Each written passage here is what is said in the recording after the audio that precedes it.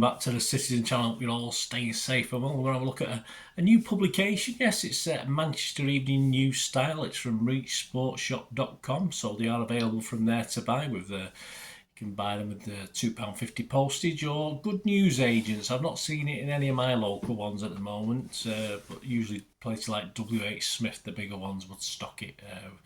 So keep your eye out for it. We're going to have a look at this today. And there we go, kick-off, Manchester City 2023-24 season guide. I assume there's a United one as well that's going to be knocking around. Old Erling on the back there with the big trophy, of course, from last season. So I assume there will be a United one. I've not seen it yet, as I said, but I'm not seeing this apart from ordering it online. So there you go. So we'll have a look inside this today. Please, if you are new to the channel, push that subscribe button, push the bell notifications. It'd be great to have you on board. Everything City past and present, of course, information vlogs like this to match reviews and match previews, stuff like that. So jump on board, please spread the word. And if you, of course, if you like City, if you love City, give us a thumbs up. If you like my efforts to entertain and inform, give us a thumbs up as well. It'd be nice to get it's nice to get a thumbs up, isn't it, or a like. Right, let's have a look at this newspaper format, of course, from Reach Sports. Stapled in the middle, 48 pages, £3. So yeah, reasonable. There's nothing wrong with £3. The glossy magazines that Reach are putting out are usually about a tenner, so there's nothing wrong with a sort of a paper one being £3. So let's have a look what's inside. Of course, it starts off with the City stuff and then it goes more into what's in and around the Premier League. You get Simon Bukowski summing up if we can go again, basically. His conclusion, his last paragraph, he says, the club are standing on top of the world or Europe, at least after their incredible season last season. The task to remain there looks daunting, but with Guardiola and his group of players around, there is every chance of the future staying blue. Yes, as long as it's sky blue, Simon. Yeah, I mean, you don't want another shade of blue, do we? Not much chance of that this season, I don't think. I don't think Brighton have got a chance, do you?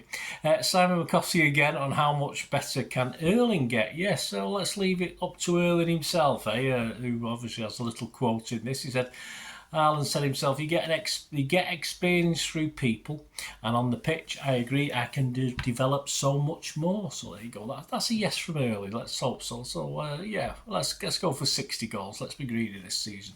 Joe Bray entitles his little piece "Incredible Stones, a midfield revelation," but it's not just about Stones. What he does, he looks at how many of the squad last season adapted to new roles, which is what they did.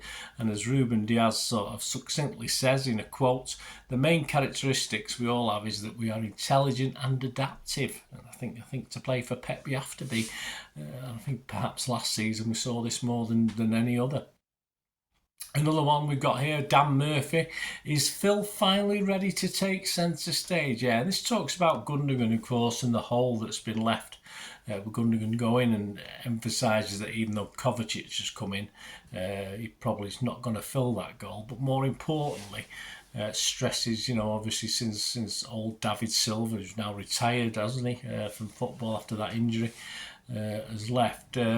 Someone like Phil Foden can fill that sort of gap. I'm not too sure. Phil Foden's Phil Foden. I don't want to compare him to David Silva. But, of course, key games where perhaps Kevin De Bruyne didn't quite do it last season and the season before. Think back to the Villa game the season before that, Gundogan stepped up. So really, if you look at that team we've got at the moment, it relies on someone like Phil Foden taking on that mantle and stepping up at key moments. So it will be interesting to see how Phil progresses, as Dan Murphy said, this season. Movers and Shakers looks at players that have been on the move in the Premier League, from Declan Rice to our own Kovacic, to people like Maddison and McAllister. So just a look at who's been on the... Obviously there's still plenty of time for other players to move, but they've got to put these publications out at some stage. Stephen Page looks at the gaffers, who all will be under certain amounts of pressure. You don't imagine Pep being under a lot of pressure this season after getting that monkey off our back, but Yeah, of course, he goes from Arteta, he starts at the A and he goes all the way to Robert De Zerbi. So he goes all A to Z of all the managers and what sort of pressure they can expect. Most of them are, a lot of pressure. The Grounds is a guide to the Premier League venues this season, and yes, as you think, it showed a little picture of the Luton away fan entrance, which is on a terrace street, of course, which gets a lot of publicity. And of course, Luton, even though places like Bournemouth is not massive, has now got the official smallest capacity in the Premier League at 10,356. Good luck with tickets for that one. Various journalists then have a sort of page each on their own club, so perhaps clubs have reported on for the local papers, so they've got their heads together with the Manchester Evening News guys, and they do a page on each one. So it started alphabetical again. Arsenal, and their one to watch, they put as Declan Rice. Yes, so yeah, understandable. Villa put Ollie Watkins. That's okay. Bournemouth said their one to watch, Justin Kluivert. Brentford, Kevin Shade. Brighton was Evan Ferguson. Burnley, Manuel Benson. Chelsea, Enzo Fernandez. Palace, Eberechi Easy. Everton, James Garner. Fulham, João Pelina.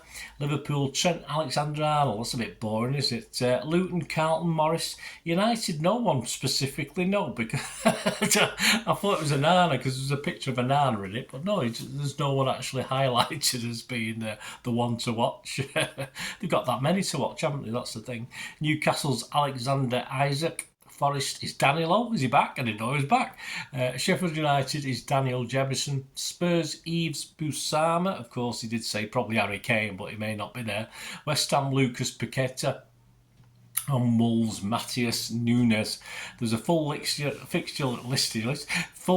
list for all the Premier League teams, which is very handy if you want to know who they're all playing, although the dates will change, as we know. Stephen Page looks at hopes and dreams, and he looks at what he classes as a race for the top, which, as you'd expect, is City, Arsenal. He's sort of saying Liverpool, and of course he's including United. He's being very, very generous. But no Newcastle in there. I thought they may, race for the top. If you've got to put Liverpool United, surely you've got to put Newcastle in as well. But no, he's put that in the race for the European spots. It's teams like Newcastle and Spurs and Chelsea, teams like that. And Aston Villa, which a lot of people are thinking will do okay this season. And his battle against the drop, well, he thinks Bournemouth will struggle again, but his favourites for the drop, can you guess? Yeah, probably Luton Town. The various stats of 22-23 season, just a couple I've picked out. There were 14 manager changes during 22-23. Compare that to 2021. COVID time, aren't we? There's only 4 manager changes, so interesting. 14 to 4. Season ticket prices now. If this is the top, I'm not sure if this is a top price or an average price. I think it's probably the top price because I did read that Fulham's top season ticket price was £3,000, so they were number one. Bottom was Sheffield United, was £490.50p. There you go. Typical Sheffield United. And City were fifth, actually, at 1,030. So not bad at all. Top 10 strikers of 22-23. Top 10 strikes. It shows 10 goals. And of course, with 2 City goals included in that. The early one against the Saints, the spectacular one. And of course, that Gundogan. That little flick against Everton. Well, little flick, a fantastic flick against Everton, of course, near the end of the season. Season of drama, just looks back at some of the highlights of the 22-23, a bit of a mishmash of stuff from Conte and Tuchel squaring up to each other on the touchline on match day 2 at Stamford Bridge. That was a bit feisty that day. To nice things like the Bournemouth player David Brooks, who returned to playing for Bournemouth after recovering from stage 2 Hodgkin lymphoma, of course, after about almost 540 days. After he stopped playing. So just a look back at key moments. Quotes of the season, a couple of good quotes. I still fancy Arsenal. I'm not completely objective here, but I do. Well, who was that? Well, that was Arsene Wenger. That wasn't Arteta. That was Arsene Wenger. Another good quote. I lost 2-3 hours with him. That's Robert De Zerbi on the time he'd never get back after a meeting with the chief of referees Howard Webb, so we can't blame him. Opening days, a look back at some of the big moments, some of the big scores, or the big shocks, if you like, back in time on the first day of a new season over the Premier League's history, of course, back to 1992. And they do pick Sheffield United 2, Manchester United 1. And it ends up in 2022 with Manchester United 1, Brighton 2. There you go, 30 years and they're still crap, so that's nice to know. And that's it really, guys, that's it. You just get the back page with all the hurling with the cup. It's worth it, it's interesting. I'll read up a bit more on our opponents, all the other teams, and have a little gander through that when I get a chance. But for £3, obviously, it's not bad, is it? I mean, you pay £1.50, £2 for just a daily paper, can't you? So good publication. See if it's at WH Smith or all good news agents. And as I said, if you can't find it there, you can get it with a bit of postage and packing from reachsportshop.com. So there you go, guys. Hope you enjoyed that. As I say, I won't be doing the United version. They can kick off, they can F off, yeah, so don't worry about that. So let me know if you've got it, anything interested in it. Some good, I'd say I've only touched upon like the stats and stuff, but some great little stats and things from last season in there as well. So it's a good memento for the 22-23 season, as well as an introduction to the 23-24 season, of course. Anyway, guys, thanks for watching. Until we meet again, that's one thing, don't I? Please stay safe, Blues. Come on, City.